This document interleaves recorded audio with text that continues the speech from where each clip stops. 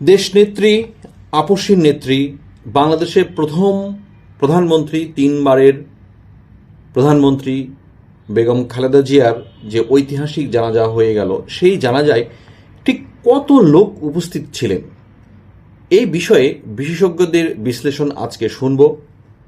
আমি নিজেও এই জানাজায় অংশগ্রহণ করার তৌফিক আল্লাহ আমাকে দিয়েছিলেন। আমি আমার নিজে চোখে দেখেছি, সেটা হচ্ছে আমি এত মানুষ কখনোই স্বচক্ষে কোথাও দেখি নাই। ঢাকা শহরের যত অলি গলি রাস্তা চিপা চাপা আছে, সমস্ত রাস্তার মিলন মেলা যেন হয়ে উঠেছিল মানিক মিয়া অ্যাভিনিউ। শ্যামলী থেকে শুরু করে Manik Mia avenue, new market থেকে শুরু করে মানিক মিয়া অ্যাভিনিউ, মিরপুর 10 থেকে শুরু করে Manik Mia avenue, farm gate,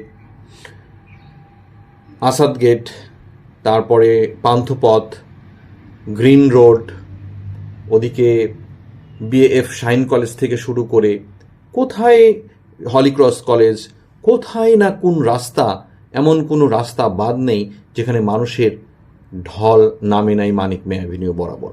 তবে যাই হোক, ড্রোন এবং স্যাটেলাইটের বিভিন্ন তথ্যচিত্র বিশ্লেষণ করে বিশেষজ্ঞগণ একটি জায়গায় আসবার চেষ্টা করেছেন যে ঠিক কত লোক হয়েছিল এই জানা যায়। আপনারা জানেন ইতিমধ্যেই যে বিভিন্ন রাষ্ট্রের অতি গুরুত্বপূর্ণ ব্যক্তিবর্গ বাংলাদেশে এসেছিলেন। তার মধ্যে ভারতের পররাষ্ট্রমন্ত্রী এস জয়শঙ্কর, পাকিস্তানের স্পিকার, শ্রীলঙ্কার পররাষ্ট্রমন্ত্রী, নেপালের পররাষ্ট্রমন্ত্রী, ভুটানের পররাষ্ট্রমন্ত্রী, আর মালদ্বীপ থেকে এসেছিলেন সেই সরকারের উচ্চপদস্থ একজন মন্ত্রী, যিনি অবশ্য শিক্ষামন্ত্রীর দায়িত্ব পালন করছিলেন।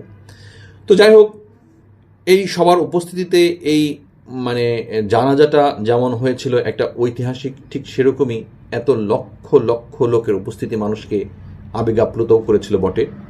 তবে যেটা বলছিলাম, বিভিন্ন রকম স্যাটেলাইট, ড্রোন ফুটেজ, টিভি এবং বিভিন্ন মানুষের আপনার সাক্ষাৎকার থেকে বোঝা যায় জানাজাটিতে 50 লক্ষাধিকেরও বেশি লোকের উপস্থিত ছিল। 50 লক্ষাধিক। এত মানুষ, স্মরণকালের এত মানুষের সমাগম বাংলাদেশের মানুষ আর কোথাও দেখেনি। বাংলাদেশের ইতিহাসের যে কয়েকটি বড় বড় জানাজা হয়েছে, তার মধ্যে জিয়াউর রহমান, খালেদা জিয়ার হাজব্যান্ড, তার জানাজা ছিল সর্ববৃহৎ। তারপরে ছিল শহীদ হাদির জানাজা হয়ে গেছিল কয়েকদিন আগে। এরপরে সর্ববৃহৎ, সব কিছুকে ছাড়িয়ে বেগম খালেদা জিয়ার জানাজা, যেখানে 50 লক্ষাধিক লোকজন উপস্থিত ছিল। শুধু শ্রোতা, ভিডিওটি ভালো লাগলে অবশ্যই লাইক, কমেন্ট, শেয়ার করবেন। ধন্যবাদ।